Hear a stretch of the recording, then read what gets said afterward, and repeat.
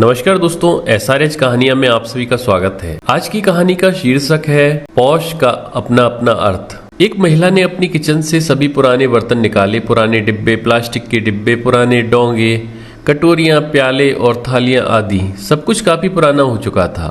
फिर सभी पुराने बर्तन उसने एक कोने में रख दिए और नए लाए हुए बर्तन करीने से रखकर सजा दिए। बड़ा ही पौष लग रहा था किचन। फिर वो सोचने लगी, अब ये जूना वगैरह, ये पुराना सामान भंगार वाले को दे दिया जाए तो समझो हो गया काम। इतने में ही उस महिला की कामवाली आ गई। दुपट्टा खोसकर वो फर्श साफ करने ही वाली थी। उसकी नज़र कोने में पड़े हुए बर्तनों पर गई और बोली, बाप रे मैडम, आज इतने सारे बर्तन साफ करने होंगे क्या?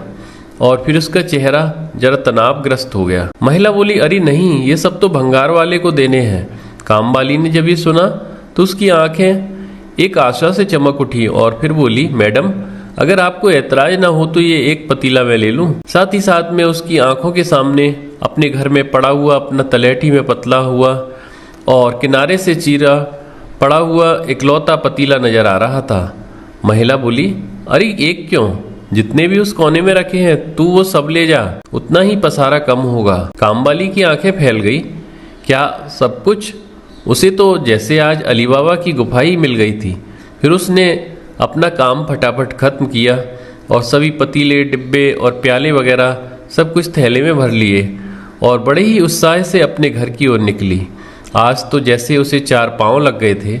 घर आते ही उसने पानी भी नहीं पिया और सबसे पहले अपना पुराना, जूना और टूटने की कगार पर आया हुआ पतीला, टेढ़ा मेढ़ा चमचा वगैरह सब कुछ एक कोने में जमा किया और फिर अभी लाया हुआ खजाना, जो बर्तन थे, ठीक से जमा दिए।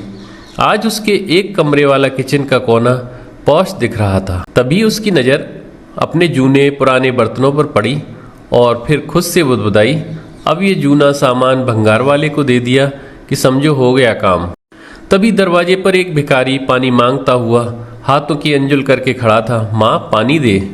कामवाली उसके हाथों की अंजुल में पानी देने ही जा रही थी कि उसे अपना पुराना पतीला नजर आ गया और फिर उसने वो पतीला भरकर पानी भिखारी को दे दिया। जब पानी पीकर और तृप्त होकर वो भिखारी बर्तन वापस करने लगा तो कामवाली बोली, फेंक दो कहीं भी। वो भिखारी बोला, तुम्हें नहीं चाहिए क्या? मैं रख लूँ मेरे पास? कामवाली बोली, रख लो और ये बाकी बचे हुए बर्तन भी ले जाओ। और फिर उसने जो जो भी भंगार समझा वो उस भिखारी के झोले में डाल दिया। वो भिखारी खुश हो गया। पानी पीने का पतीला और किसी ने खाने को कुछ दिया तो चावल, सब्जी और दाल आदि लेने के लिए अलग अलग छोटे बड़े बर्तन, और कभी मन हुआ कि चम्मच से खाए तो एक टेढ़ा मेढ़ा चम्मच भी था। आज उसकी फटी झोली पौष दिख रही थी। पौष क्या है? सुख किसमें माने? ये हर किसी की परिस्थिति पर अवलंबित होता है।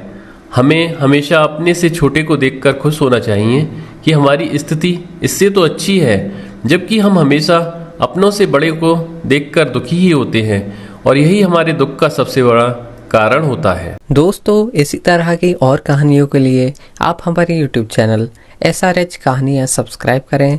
वीडियो देखने के लिए आप सभी को बहुत बहुत धन्यवाद।